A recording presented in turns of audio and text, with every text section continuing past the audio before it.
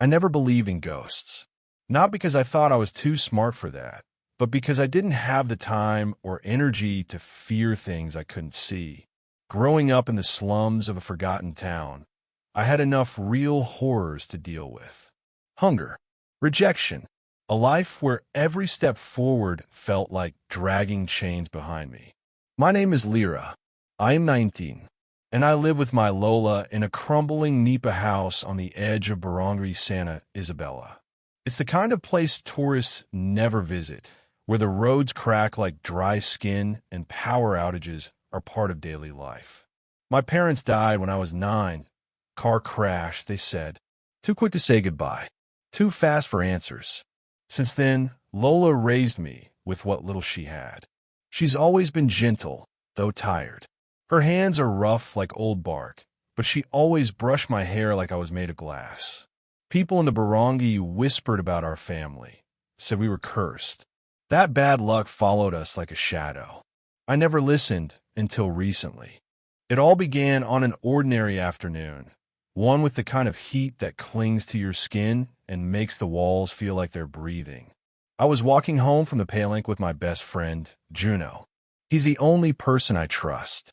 We've known each other since we were little, chasing dragonflies through the rice fields and pretending to be adventurers escaping monsters. These days, we mostly talk about escaping poverty, but his laughter still makes the world feel lighter, if only for a while.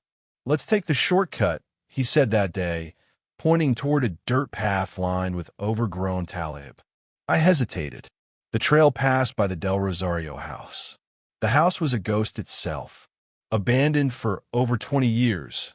No one went near it unless they had to.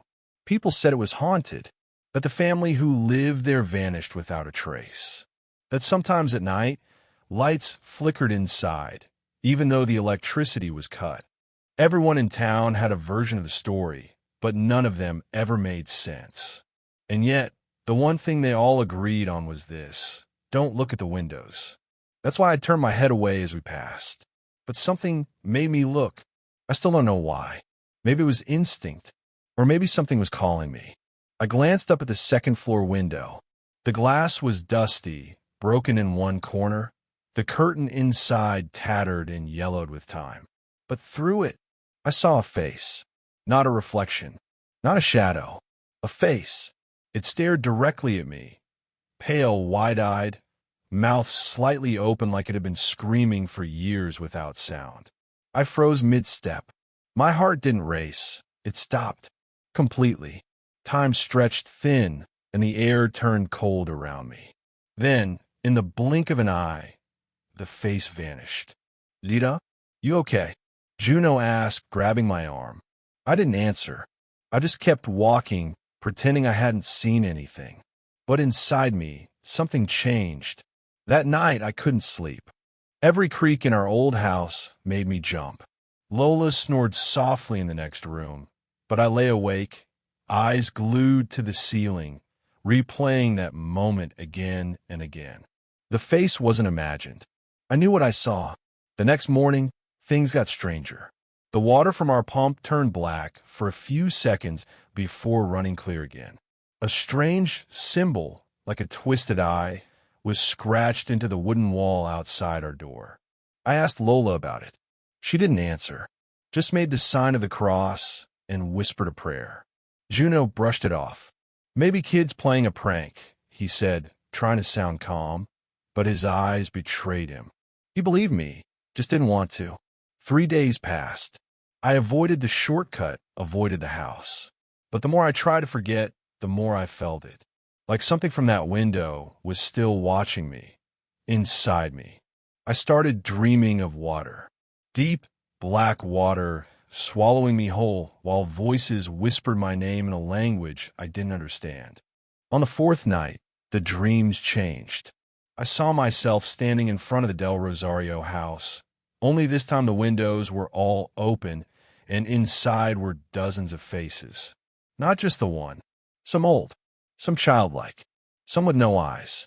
And behind them a door. A rusted metal door inside the house, with carvings glowing red like burning embers. I don't know why, but I felt drawn to it, like it had something I'd lost. The next day, I found a small, old photograph under our house's bamboo floor mat. It was a picture of my parents standing in front of that same house, smiling. Why were they there? They never told me anything about that place. I showed it to Lola. Her face went pale. "Throw that away," she said quickly. "That house brought nothing but pain." "Why were they there?" I asked. She didn't answer. Later that night, I noticed something carved into the back of the photo. A single word, Bante. Juno, and I tried to research the name, but there was nothing online. Not in town records, not in family photos. It was like the Del Rosario house had been wiped from memory, except for those who were cursed enough to remember. We agreed to stay away, to forget. But then the dreams got worse. On the 7th day, I woke up with muddy footprints on our floor, leading from my bed to the front door. Lola never said a word about them, but I could tell she knew something. Her hands trembled as she cooked breakfast. Her prayers became longer. Juno begged me not to go near the house again, but I had to know. I had to understand. That evening, just before sunset, I went back alone. The street was silent. Even the wind felt afraid to blow. The gate was rusted, half open. I stepped inside the yard. Everything smelled like rotting wood and memories. My steps were slow, careful.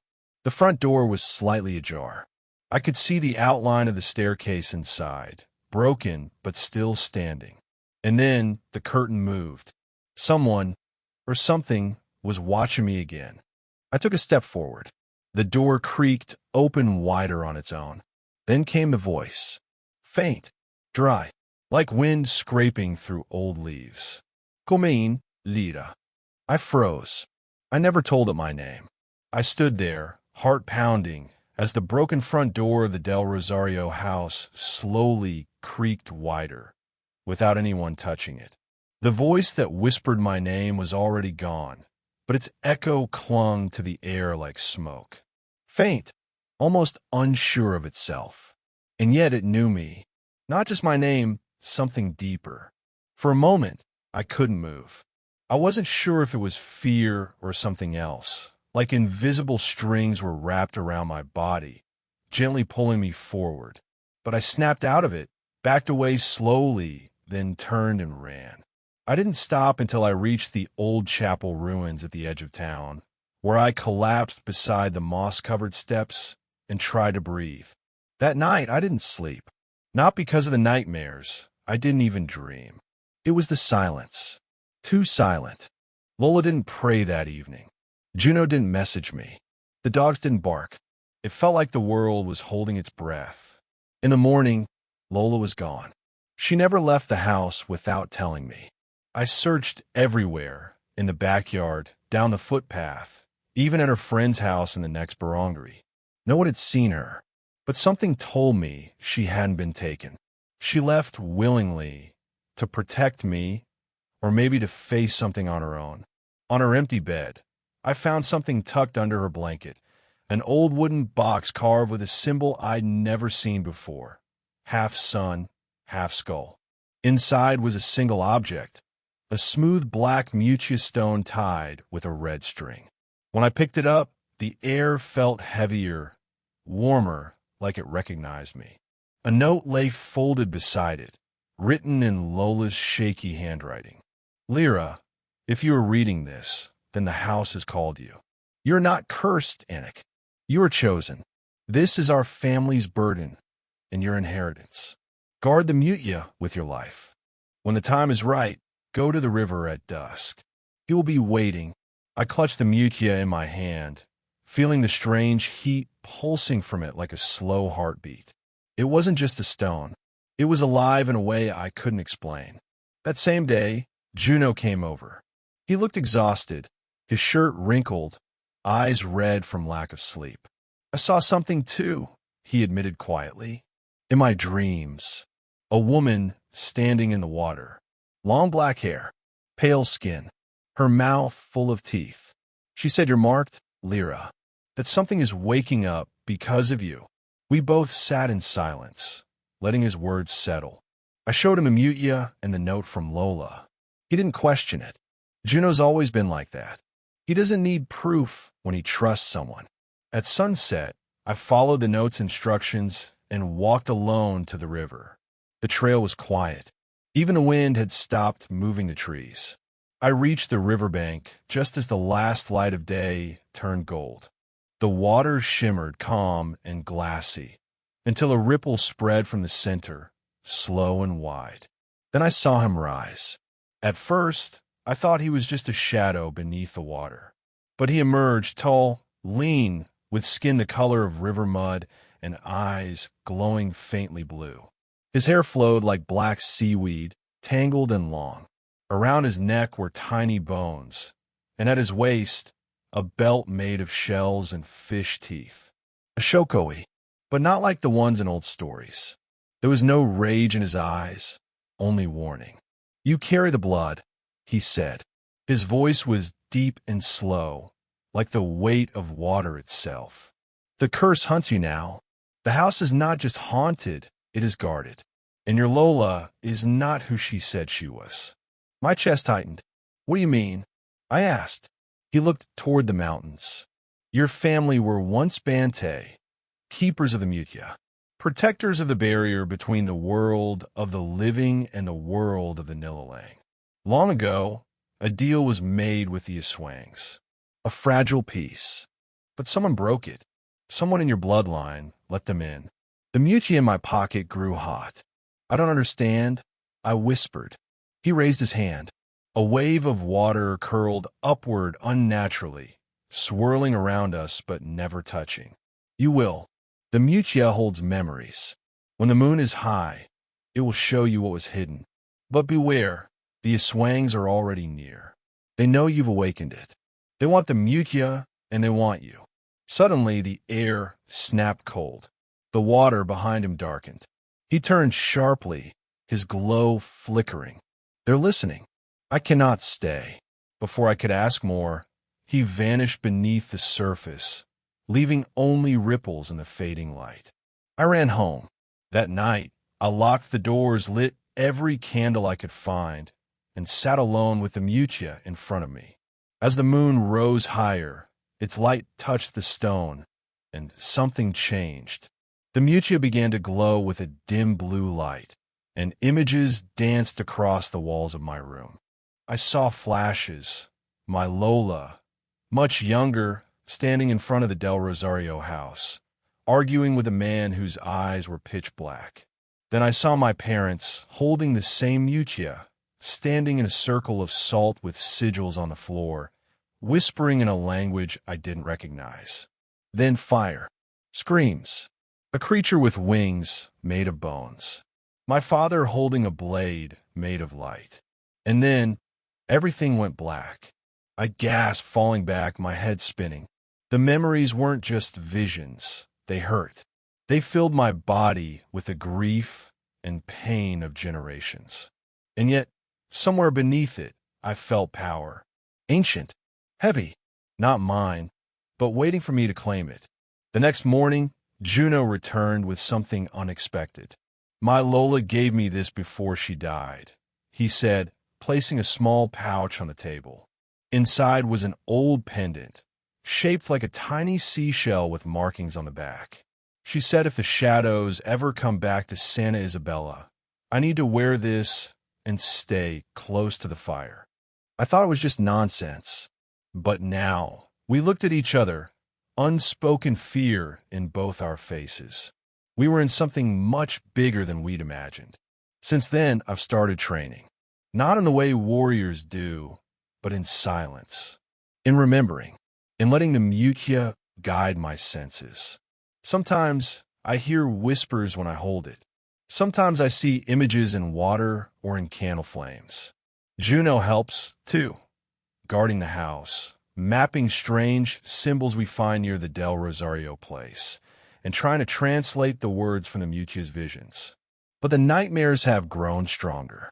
Last night, I dreamed of a black dog with red eyes watching me from our roof. This morning, we found claw marks on our door. And just now, I looked out my window and saw a woman standing across the street. Long black hair, pale skin, smiling. The woman across the street didn't move. She just stood there beneath the flickering lamplight, barefoot, with her long black hair clinging to her skin like wet vines. Her eyes were locked on mine, her mouth stretched into a crooked, unnatural smile, like it was stitched too wide for her face. She didn't blink, didn't flinch, and then, without warning, she vanished. Not like someone walking away, but like smoke being pulled into the wind. I shut the curtain and backed away from the window, my heart pounding so hard I thought it would split my chest. I didn't scream. I couldn't. Fear like that doesn't come out as sound. It settles inside, in the bones, in the space between thoughts. I grabbed the mutia and held it tightly in my palm, hoping it would warm like before, but this time it stayed cold. Something was changing. Juno rushed to my side when he heard my steps. "What did you see?" he asked, breathless. I told him, every detail, and he didn't question it, not once. But his face twisted into something new. Worry mixed with guilt. I could tell he wanted to say more, but didn't. That night, I barely slept. Every sound outside felt sharper, closer, like someone or something was crawling across the roof or tapping at the walls. And the next day, Lola returned. I found her sitting on the front steps at sunrise, her back hunched, her hair soaked with morning dew, as if she had been waiting all night. Her eyes looked sunken, older than I remembered, even though she'd only been gone for 2 days. "You opened it, didn't you?" she said softly. I didn't know what to say. She already knew. "The mutia, the visions, all of it," I whispered. She closed her eyes for a long time, breathing in the air like it hurt her lungs. "I try to protect you, Lyra. I thought, if I kept the past buried, you could live a normal life. But I was wrong. The blood doesn't forget. The shadows always come back." Her voice trembled. "You didn't just inherit the mutia. You inherited our debt." That word hit me like a blade. "Debt? What debt? What do you mean?" Lola's lips pressed together. "It was your father," she finally said. "He broke the pact. He tried to fight them. He took the blade from the Shokoi temple and attacked the Aswang's host during a blood moon. He didn't understand. The pact wasn't just to keep peace, it was to keep balance. And when he broke it, the seal cracked. I couldn't breathe. So all this time, my father, my kind, brave, gentle father, was the reason this curse returned? The reason they were after me? Lola continued. Your mother begged him to stop, but he wouldn't listen. He believed the Aswangs would spread, that they would destroy our town from within. And maybe he was right, but his way brought death. The Del Rosario house was a gate, not just a home. That's why it's abandoned now. That's why they haunt it. I stepped back. My throat burned. All my life, I'd clung to this idea of them, my parents, as protectors, as victims of tragedy. But now were they the cause? The mutia in my pocket pulsed again, just once. Like it agreed with her. Like it remembered. That same afternoon, Juno and I decided to go back to the house. I didn't want to, but I had to. The answers were inside. I knew that now. And something inside me was changing. Since touching the mutia, I'd started hearing whispers in the wind, seeing shadows where there were none, feeling the emotions of people before they spoke. The old me would have been terrified. The new me was learning to accept it. We entered the house together, the floorboards groaning beneath our steps. The air smelled of old wood and wet earth. Cobwebs clung to the ceiling like forgotten threads. But it wasn't just the age, it was the weight. The feeling that time had frozen in this place. We reached the main hallway when something moved. A low hiss. From the shadows ahead, a figure emerged. It was small, childlike, but its skin was gray, wrinkled like rotting bark, and its eyes glowed yellow in the dark. It looked at me, then smiled with broken, jagged teeth. I didn't move. Don't run, Juno whispered, reaching for the seashell pendant his Lola gave him. The creature blinked slowly, then turned and vanished into the floorboards like it melted through them. "What was that?" I gasped. Juno answered with a shaking voice. "Tynak. It was warning us, not attacking." We pressed on. Deep inside the house, we found a door covered in markings, old writing neither of us could read. But the mutia reacted again, glowing softly. When I held it near the door, the carvings faded and the wood split open like breathing lungs. Behind it was a staircase leading down. We climbed slowly, the air growing colder with each step. And at the bottom, we found a chamber, an old circle carved into the floor, a broken blade resting on an altar, and on the far wall, paintings, ancient, faded, but still visible. One showed a woman holding a glowing mutia, facing a giant shadow. Another showed that same woman, burning, and beneath it, in old Tagalog symbols, I saw my family name. We were never just villagers. We were guardians, and we failed. Suddenly, something screamed behind us. High-pitched, inhuman. The walls trembled. I grabbed Juno, and we ran up the stairs as fast as we could, slamming the carved door shut just as something clawed at it from the other side. We didn't look back. Outside, I collapsed near the old gate, breathing hard. "I'm not ready," I whispered. "I can't fight this." Juno knelt beside me. "But you're not alone. We'll find the other guardians. There must be more. We'll train. We'll stop them." I looked at him, tears threatening to fall. "But what if I turn into one of them? What if the mutia changes me?" He didn't answer. He didn't have to, because we both knew it already was. Later that night, while I sat in silence, staring at the flame of a candle, the mutia began to flicker again. It pulsed with a deep red hue this time, not blue. And then I heard it. A voice not outside, inside me. "You are the key, Lyra. The gate must open again." I covered my ears, shook my head, but the voice didn't stop. And in the shadows near the corner of the room, I saw a hand reach out, clawed, human-like, calling me. I froze, because it wasn't a stranger's hand. It was my mother's. That night changed everything. The image of my mother's hand reaching from the shadows haunted me even after it vanished. It wasn't a dream. I was wide awake. The voice in my head, the red glow of the mutia, the way the shadows around my room danced even though there was no wind, all of it felt too real. I didn't tell Juno what I saw right away. I didn't know how. How do you tell your best friend that you might be connected to the very evil you're trying to stop? But the signs were getting stronger. In the days that followed, strange things started happening around the town. The dogs stopped barking at night. Instead, they howled long, painful cries that echoed through the trees. Birds flew in circles above the Del Rosario house every morning, like they were confused or trying to escape something unseen. The local tinderess said her newborn baby wouldn't stop crying when the sun went down and kept staring at the ceiling, laughing at nothing. People began whispering again. They said the Sigbin had returned, that an Aswang had been seen crawling across rooftops, that Santa Isabella was cursed again. But they didn't know that it was more than just an Aswang this time. Something deeper was waking, older. The mutia vibrated constantly now, like it was scared or warning me. One morning, I finally asked Lola the question I'd been afraid to say. Was my mother one of them? She didn't answer at first. She just stared at the floor, her fingers curled tightly in her lap. She was never evil, she finally said, voice breaking, but she carried it in her blood. The gift, the curse. Your father tried to protect her. He thought the mutia would free her, but instead it took her.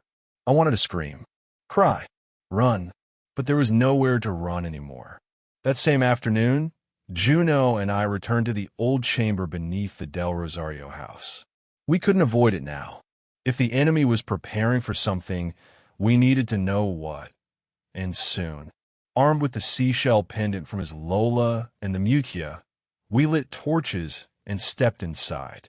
This time we found something new. A fresh trail of black ash leading from the altar to the wall. The blade that once rested there was now gone. They took it, Juno whispered. Whoever or whatever is coming, they're getting ready to fight. We turned back quickly. The moment we reached the surface, we saw smoke rising in the distance. The chapel ruins were on fire. We ran, hearts racing. By the time we arrived, the entire place was scorched. The altar was cracked in half. The statue of the Santo Niño had melted into a warped, twisted shape. But the most terrifying part wasn't the fire. It was what was written in ash across the ground. The bloodline ends tonight. They were coming for me.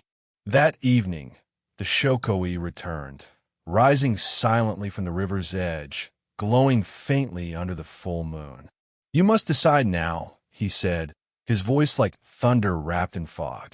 Run and let them take the town, or stand and finish what your father started. I don't even know how to fight them, I said. I'm not strong. I'm not ready. The Shokoi stepped closer, water dripping from his skin. The Mucha will teach you. It holds the memory of all the Bante before you. But you must let it in. All of it. Even the darkness. I looked down at the Mucha. It pulsed in my hand, warmer than ever before. Juno grabbed my shoulder. We'd do it together. Whatever it takes. And so we began. The next 3 days were like living in a different world. While the town carried on as if nothing was wrong, Juno and I trained in secret. We followed visions from Mucha. It led us to hidden sigils in the forest, to forgotten prayer stones buried beneath the old school, to broken amulets in abandoned homes. Each item we touched added to the Mucha's glow. It was no longer just a stone, it was growing, changing, breathing with us. But so was the darkness. The skies turned gray earlier each day. Birds stopped singing altogether. Children spoke of black ladies standing near their windows at night. And then people started disappearing. First, it was Manong Elsa, the healer. Then it was Mang Berto, who guarded the chapel. No blood, no screams, just gone, like they had been erased. The Barangi captain tried to organize search groups, but they never found anything. Some even said those who went searching never came back either. We were running out of time. The Shokoi visited me in a dream the night before the blood moon. His voice echoed inside my head, deeper than ever. They're not just here for you, Lyra. They want the gate reopened. If they get the Mucha and the blade, they will break the barrier. All the creatures of the Dalim will enter this world again.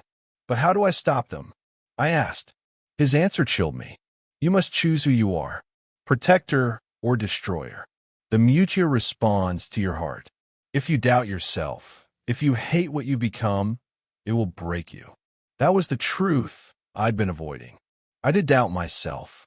Every time I looked in the mirror, I wondered, what if my mother is inside me? What if I'm not a protector, but a doorway? Juno saw the pain on my face the next morning. We sat by the river, just before the sun came up. You don't have to be perfect, Lyra, he said. You just have to be brave.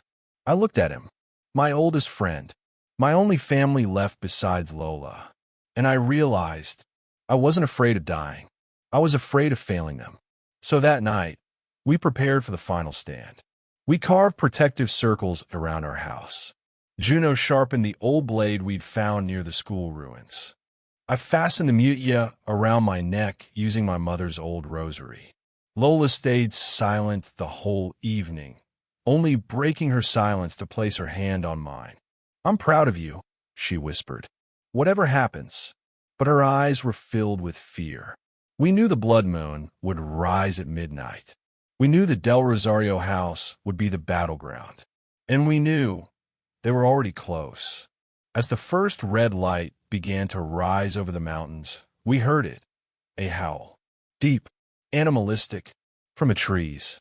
Then another, and another. All around us, the Aswangs had arrived, and in the distance, standing on the roof of the abandoned house, I saw a figure with black wings and glowing red eyes. My mother. But this time, she wasn't reaching for me. She was waiting. The red moon rose like a wound in the sky. It bathed the whole of Santa Isabella in a bloody glow, making the trees look like they were on fire and the houses like ghosts.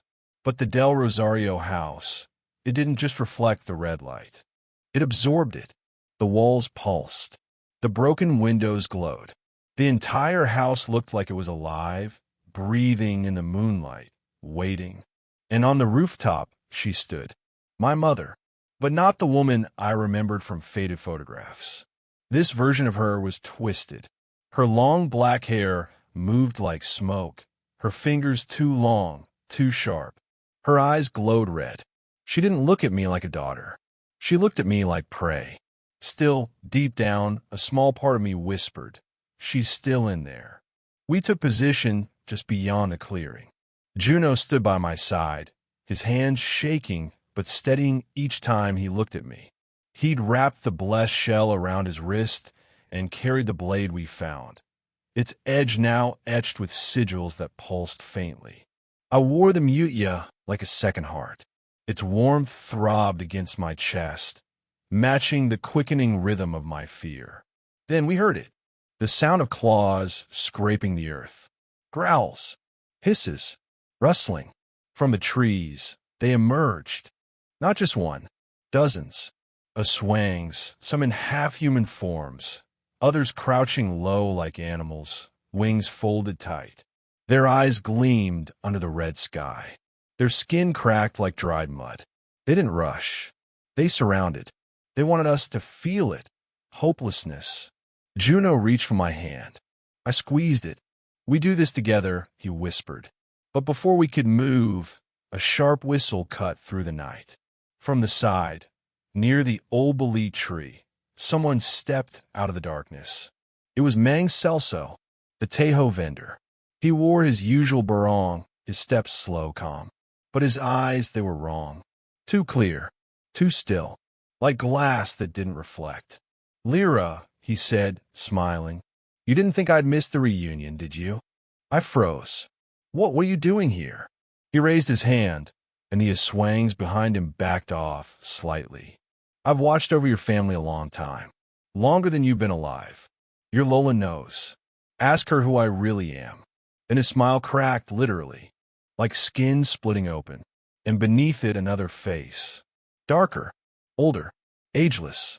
I was once a Bante too, like your father, but I learned the truth long before he did.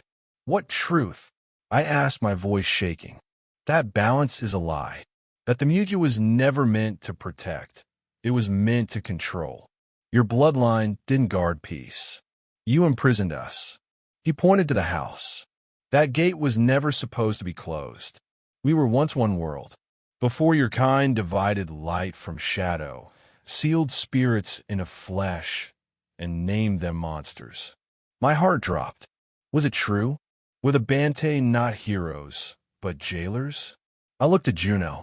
He looked just as shaken. Everything we thought we knew was cracking. But my mother, I whispered. She tried to protect. No, Celso cut in. She tried to escape, and they punished her. They turned her against herself. She fought their curse until her body broke. But her spirit stayed, bound to the gate, waiting for you. He stepped closer. You're not here to close the gate, Lyra. You're here to open it. That's why the mutia chose you. That's why she reached for you. The mutia on my chest pulsed harder now, hotter, like it was burning through my skin. I dropped to my knees. Voices flooded my ears. Screams, whispers, songs in an ancient tongue. Visions flashed. My ancestors chanting over a bloody altar, binding creatures in chains of light. Faces of spirits trapped in glass jars. My mother, crying behind a closed door as others held her down. Juno knelt beside me. Lyra, don't listen. That's what they want. But part of me wanted to listen. Part of me understood. I was born not just to fight the dark, but to hold it inside me, to carry its memory, to keep it silent. Maybe the Aswangs weren't always monsters. Maybe the Bante made them that way. Suddenly the ground shook. The Del Rosario house groaned. Its foundation split, and from beneath, a new light burst upward, red and gold and black all at once. A circle of glowing sigils rose from the soil like fire rising from stone. The gate was opening. Celso raised his arms. The swangs howled in unison. The sky cracked with thunder, though no clouds were there. "You see now," he cried. "You are not their weapon. You are ours. Open the gate, and you will know the truth. Let your blood remember who it really is." I stood, hands trembling. The mutia was vibrating violently now, between pain and power. I looked at Juno. His eyes were full of fear. "Don't leave me," he said, voice soft. I saw the tears in his eyes, and I realized something. He wasn't afraid of the swangs. He was afraid of me. And in that moment, something inside me snapped. A scream tore through the night. Not from the trees, but from inside the house. It was my mother, but not a cry of pain, a command. The red light surged. The earth split wider, and the mutia on my chest shattered, bursting into shards of flame and smoke. I fell backward. Everything went black, and in that blackness, I heard her voice clearer than ever. "Lyra, Anik, you must choose. Be the key or break the chain." Darkness swallowed everything. I wasn't standing in Santa Isabella anymore. I wasn't near the Del Rosario house. I wasn't even in the world I knew. I was floating in a black void, lit only by flickers of red and gold, embers hanging in the air like memories. Whispers circled me, some soft, some angry, some begging. And then I saw her, my mother, not the twisted version from the rooftop, not the cursed creature they showed me, but the real one. Her hair loose around her shoulders, her eyes tired but kind.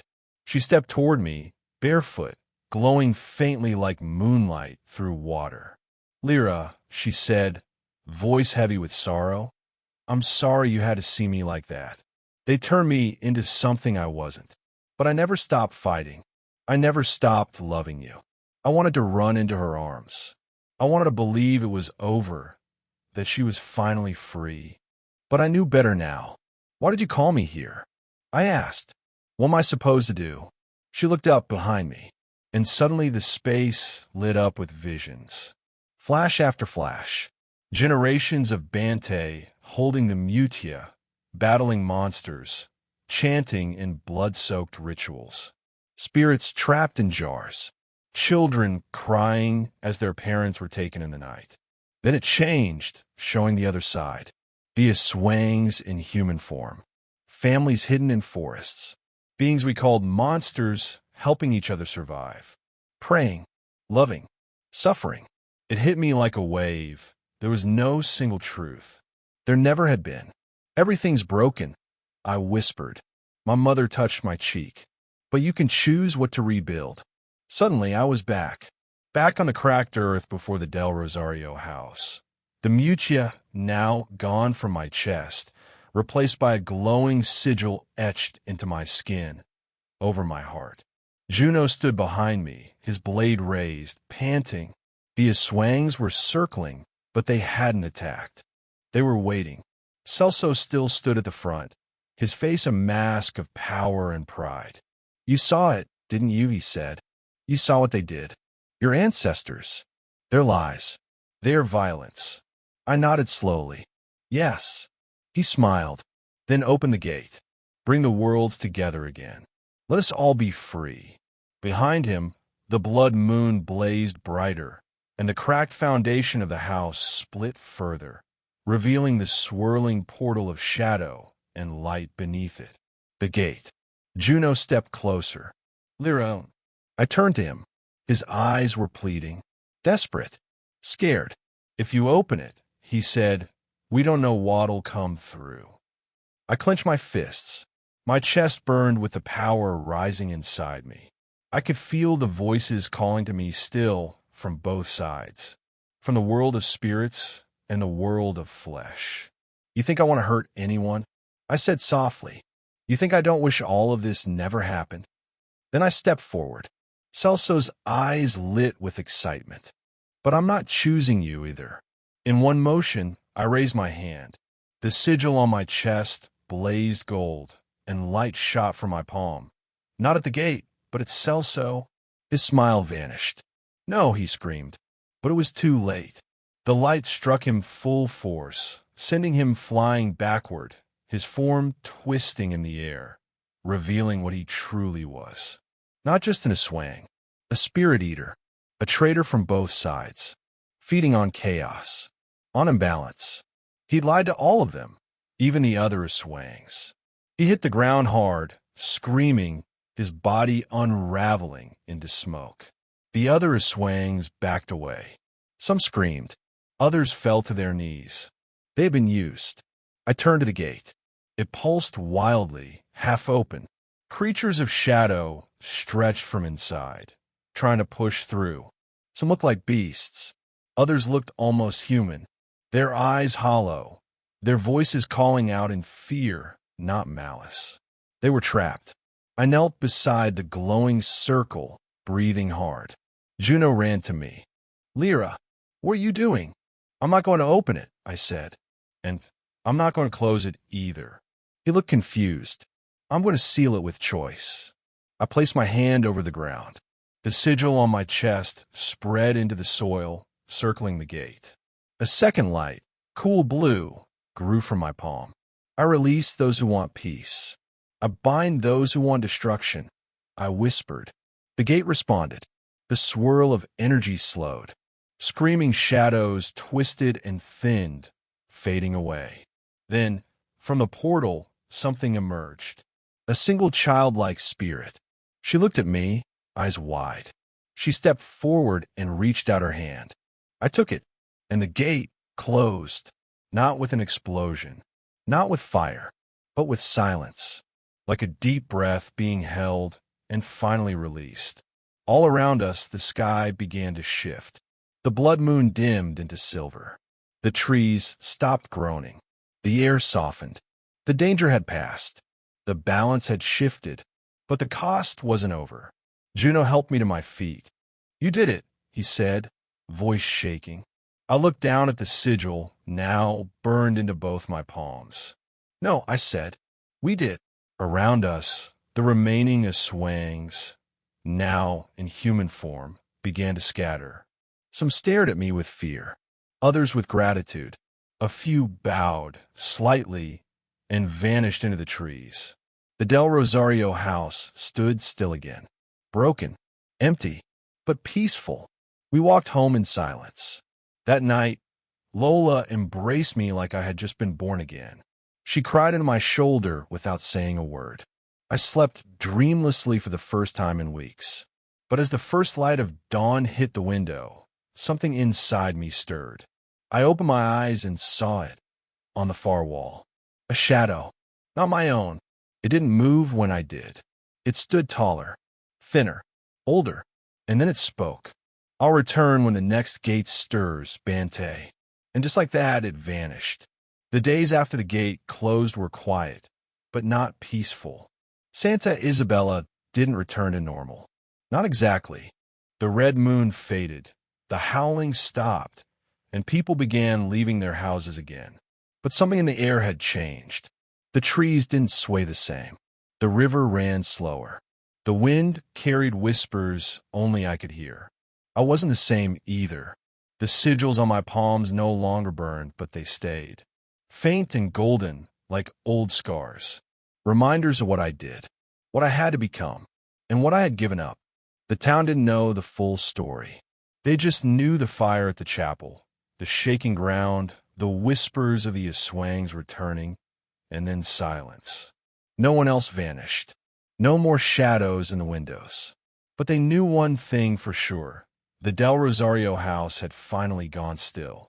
And that meant something had ended. Lola didn't ask questions. She didn't need to. She made me Salabat every morning and sat beside me in the evenings, holding my hand in silence. That was her way of saying, "I see you. I love you. I'm still here." Juno, on the other hand, tried to move forward faster. He returned to helping his uncle at the repair shop, trying to laugh again, pretending the night of the blood moon didn't leave a permanent crack in both of us. But I saw it. When he thought I wasn't looking, he stared at the hills, like he expected something to crawl over them again. One afternoon, we sat by the river, the same place where the Shokoi first warned me.